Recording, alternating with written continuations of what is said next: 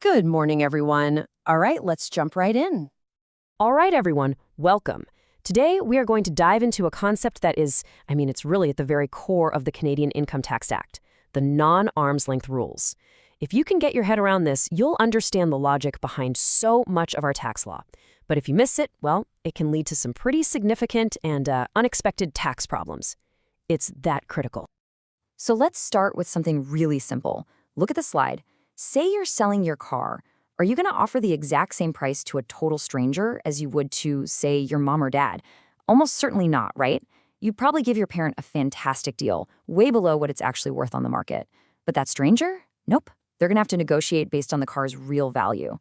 That difference, that fundamental shift in how you approach the transaction, that is the heart of what we're talking about today.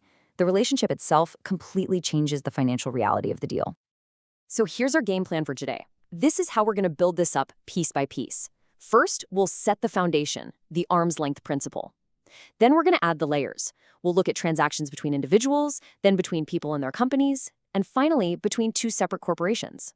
And we'll wrap it all up by looking at that really important gray area where it all becomes a question of fact.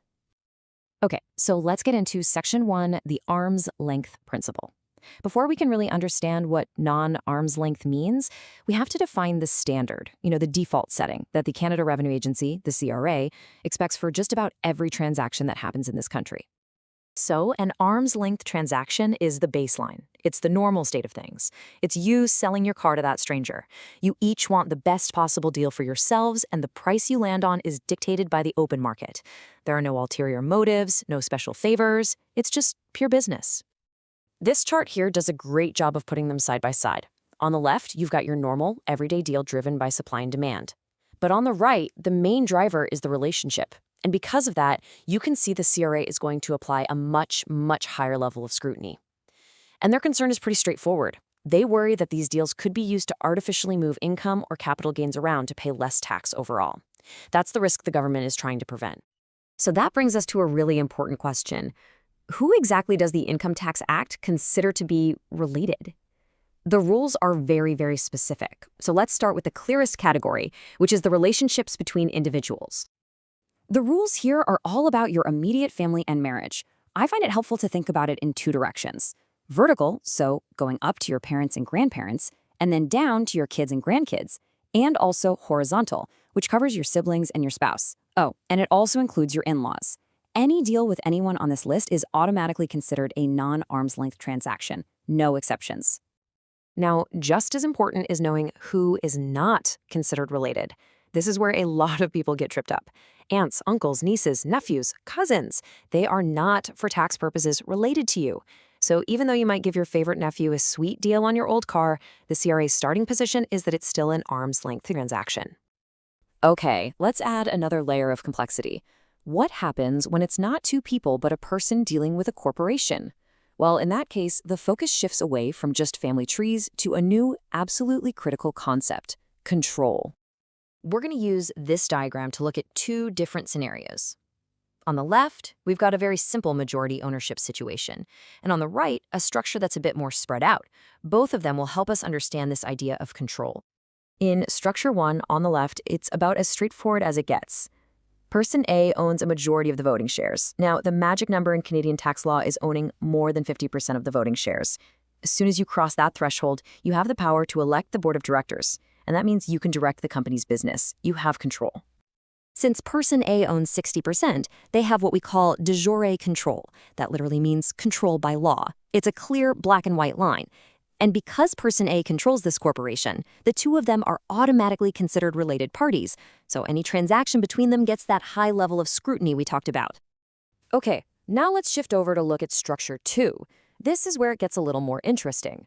We have three shareholders. X has 40%, Y has 30%, and Z has 30%. Now notice that no single person owns more than 50%, so taken individually, none of them are related to the corporation through control. So that leads to a pretty obvious question, right? If no single person has control, does that mean the corporation just isn't controlled by anyone? Well, not exactly. The Income Tax Act anticipates this exact situation and gives us the concept of a related group. And here's how it works. Let's just say that shareholder X and shareholder Y are siblings. Remember, we already know they're related to each other. Because of that, the law looks at their shares together as a single block. So you take X's 40% and Y's 30%, and together they have 70%, which is obviously a controlling interest.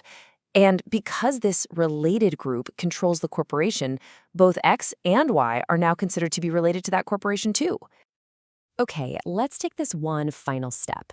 The very same ideas of control and relationships also apply when we need to figure out if two separate corporations are related to each other.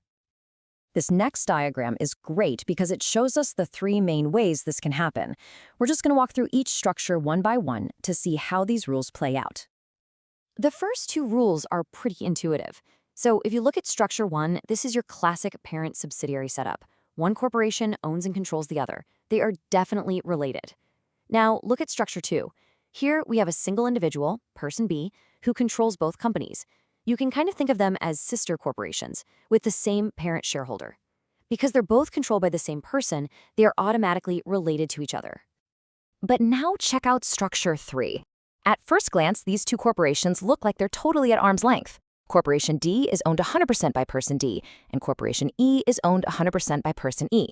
They're two different companies controlled by two different people. And this brings us to the final key rule. The corporations themselves become related if their controlling shareholders are related to each other.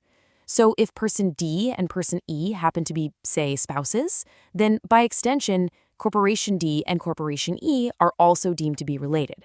The personal relationship between the owners flows right through to the companies they control. Now, after going through all of these very specific rules, we have to talk about the most important twist. Sometimes, even if none of these technical definitions of related are met, a transaction can still be considered non-arm's length. This is where the CRA can look beyond the legal ownership and look at the actual substance of a deal. It becomes what the courts call a question of fact.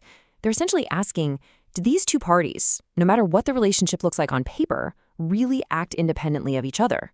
Or was one of them basically calling the shots? They will look at everything, the negotiations, the price, the terms, to figure out if it was a real market transaction or if something else was going on. So I'll leave you with this final thought to think about. Even if two companies have totally separate owners who aren't related at all, can you think of a situation where they might still act together? Imagine a scenario where one company that's supposedly independent gives another company an unusually good deal. What kind of behind-the-scenes motivations or pressures could lead to that? Answering that question gets you right to the heart of what this question of fact test is all about.